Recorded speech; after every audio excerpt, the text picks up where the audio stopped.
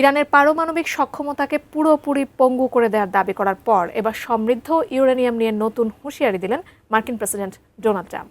ইরানের পারমাণবিক স্থাপনাগুলো এখন শুধুই ধ্বংসস্তূপ, নাকি সেখানে এখনও লুকিয়ে আছে বড় কোনো বিপদ? এ নিয়ে বিস্তারিত জানাচ্ছেন ত্রিবেণী তনু।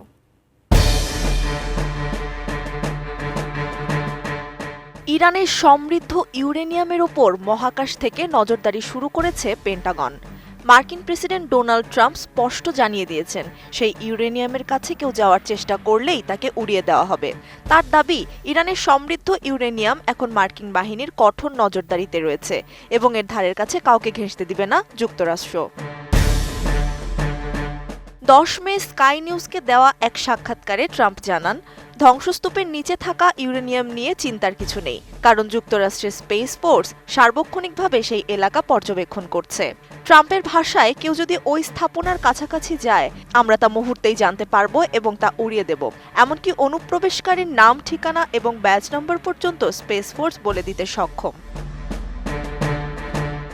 ট্রাম্প দাবি করেন, ইরান সামরিকভাবে এখন পুরোপুরি বিধ্বস্ত। তার মতে, দেশটির এখন কোনো নৌবাহিনী নেই, বিমান বাহিনী নেই, এমনকি কোনো কার্যকর আকাশ প্রতিরক্ষা ব্যবস্থাও অবশিষ্ট নেই। গত কয়েক সপ্তাহের অভিযানে দেশটির প্রায় 70% লক্ষ্যবস্তু ধ্বংস করে দেওয়ার দাবি করে ট্রাম্প বলেন, যুক্তরাষ্ট্র যদি আজই ইরান ছাড়ে, তবুও নিজেদের পুনর্গঠন করতে তেহরানের অন্তত 20 বছর সময় লাগবে। নতুন বাংলাদেশ গড়তে এলো Zulfikar still. Zulfikar still.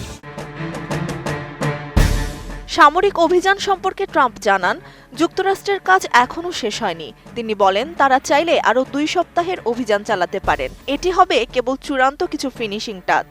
Obama প্রশাসনের আমলে স্বাক্ষরিত হওয়া পরমাণু চুক্তির কড়া সমালোচনা করে তিনি দাবি করেন, সেই চুক্তি বাতিল না করলে ইরান এতদিনে মধ্যপ্রাচ্যে পারমাণবিক অস্ত্র ব্যবহার করত। ইরানি নেতৃত্বকে উন্মাদ আখ্যা দিয়ে ট্রাম্প স্পষ্ট করে দিয়েছেন, কোনোভাবেই তাদের পারমাণবিক অস্ত্রের নাগাল পেতে দেওয়া যাবে না।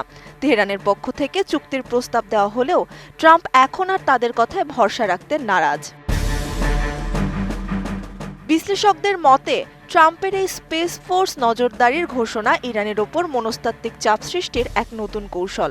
একদিকে সামরিক শক্তি প্রয়োগের সক্ষমতা হারানো ইরান, আর অন্যদিকে মহাকাশ থেকে মার্কিন নিখুঁত নজরদারি। এই দুয়ের চাপে পড়ে মধ্যপ্রাচ্যের পারমাণবিক ভবিষ্যৎ এখন কোন দিকে মোড় নেয়, সেটাই এখন বিশ্ব রাজনীতির মূল আলোচনার বিষয়। ত্রিবেণী তনু, ATN নিউজ।